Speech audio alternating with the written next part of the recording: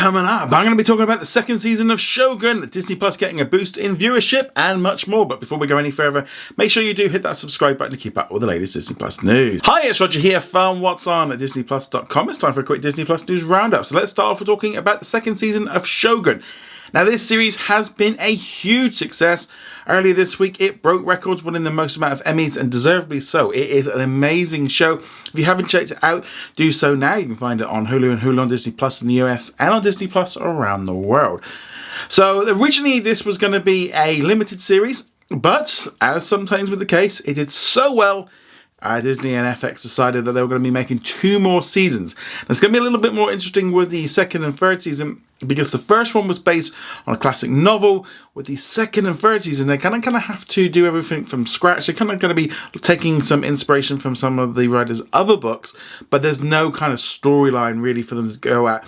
Now, they have assembled a writer's room, but recently at the Emmys, the boss of FX said to Deadline, we are moving forward, scripts are coming in, outlines are coming in, we're trying to figure out where we're going to shoot it, whether we're going to do the shoot in the exact same manner and place we did before, or whether we're going to make some changes. He was also asked if they were actually going to be filming in Japan, because that was something some of the stars wanted to do. However, it was actually filmed in Canada, and John revealed that it's unlikely to happen. He went on to add that I've always wanted to shoot in Japan. We tried really hard to figure out how to shoot this show in Japan.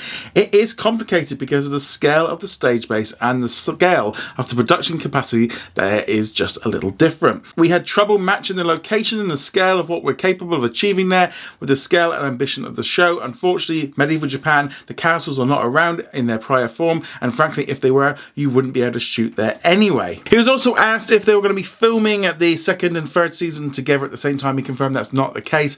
This is sometimes something that FX does when a show is kind of coming to an end. It's obviously cheaper, you can get the cast in, you can do it all and just kind of get it done and dusted. Now, with the fact that they're going to have to write this and obviously go into production, it took a number of years for them to get Shōgun onto the screens. I suspect it's going to be years until we see it, but I was going to throw some money at it. This one's definitely been a big hit for Disney.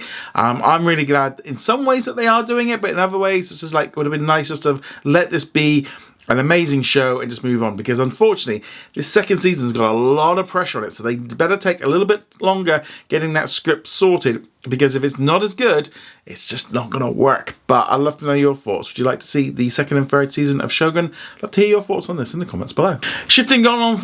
Shifting on from there, we've got a new trailer for the upcoming drama series Dr. Odyssey, which is going to be coming out on ABC in the United States on September the 27th. It's also going to be coming out on Hulu and Hulu on Disney Plus in the US, also coming out on the 27th on Disney Plus in Australia and in Canada, and I'm really hoping that we also get it here in the UK.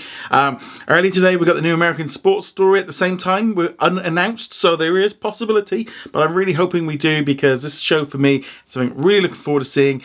It looks like it's going to be almost, not necessarily Monsters of the Week, but there's going to be like a case of the week where obviously and it's one of the benefits of a cruise ship is every single week you've got a brand new set of people on board, so you can have different stories. And obviously then they can kind of intertwine storylines with some of the crew. Obviously it looks like there's going to be some love angles and stuff. One way, if you do enjoy cruise ships like I do, you probably maybe don't want to watch it, because, you know, it looks like someone's going to be dying every single week or getting close to it. Nevertheless, I think this one looks a lot of fun. I love this kind of idea of just kind of doing it in a small little setting of a cruise ship, and obviously they can do it in some lovely locations. And it's going to be very special with the way of how they promote the way cruise ships are and stuff. I'm really looking forward to it. This is definitely up my street. But let me know, are you excited about the new series of Dr. Odyssey? Let me know in the comments below. Shifting gears now, let's now talk about how Disney Plus has been able to improve its viewership in the United States in August. So Nielsen has released its Gorge, which kind of gives us an update on how everything is performing. And now this is in relation to everything. So it's in terms of viewership minutes, so this counts free platforms, it also includes linear, and generally at the minute Disney's doing pretty well. It's at 2.3% of the total, which is compared to 2.4 for Hulu, so it's a little bit just behind. It does look like there's been a bit of a boost in viewership with the addition of Hulu on Disney Plus. It's just behind Prime Video at 3.1%, but Netflix is still way ahead, 7.9%, while YouTube is the king there at 10.6%.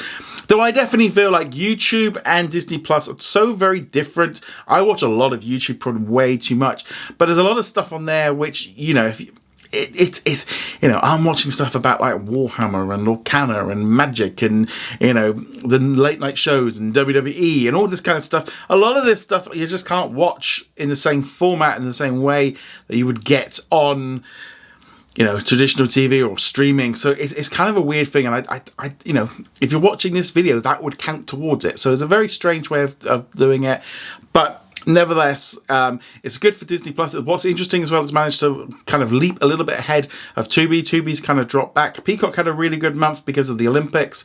But yeah, we're just seeing a kind of improved. Whether or not this continues to hold, because I think obviously it was impacted by the school holidays in the United States, whether or not it drops down. But for the last few weeks, or for the last few months really, we've kind of seen Tubi and Disney Plus kind of getting close together. But now it's like, whoop, back to... And that's the thing with Tubi is just free, and if there's nothing very good on there, people are just going to kind of step off that kind of thing. But yeah, I do think it's, in some ways, it's kind of apples and oranges comparing a free streaming service to a paid one. But obviously, yeah, Netflix is just storming ahead, and I still feel this really does highlight of what would happen when Disney and Hulu finally get together and put things together. Disney Plus would be the second most watched streaming service they have to pay for, discounting YouTube there.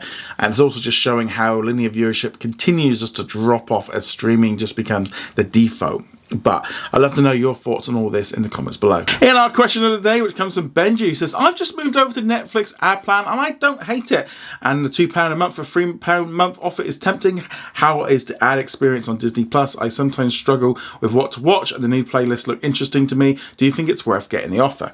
Now, I would definitely say this new £2 or $2 offer for 3 months, if you are on the fence, might as well do it. I mean, $6, £6 to get Disney Plus for 3 months. That means you can watch Agatha, you can watch a load of shows.